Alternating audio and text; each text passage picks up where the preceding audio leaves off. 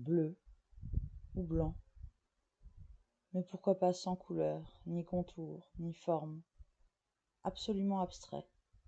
Une fumée sans feu, sans raison, la fumée de nulle part, le bouillon de l'écume ensorcelée.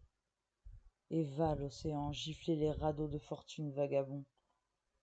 Nulle prétention valable face à lui, et les bourrasques de vent humides. Va l'océan braver les faux interdits qu'il croit pouvoir lui imposer. Océan tout-puissant de ces galériens enfouis.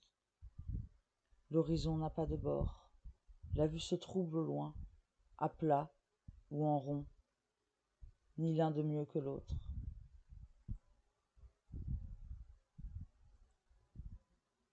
Dans la vraie vie, les partages d'énergie entre les êtres vivants, souvent complexes, d'où le problème strident, qu'ils soient humains ou de toute peuplade terrestre, céleste et imaginaire, sont nécessaires à la survie, la vôtre, la leur, qui bat de ces flux vagabonds et se transforment au gré des marées lunaires de l'océan puissant et des vents qui balayent la cime des arbres humides sous les brûlures écarlates d'un soleil éreintant, des lèvres sèches aux ciels extraordinaires.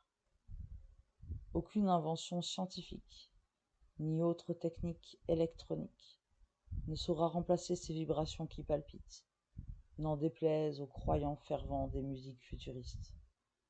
Il n'y aura peut-être pas d'avenir à tout cela, ni à rien d'autre, mais les éphémères ne sont pas moins gracieux de leur fin précoce. Il leur suffit d'une respiration pour éblouir l'étincelle qui les emporte. On peut y voir le rayon vert dans le lointain du grand large, mais il a déjà disparu.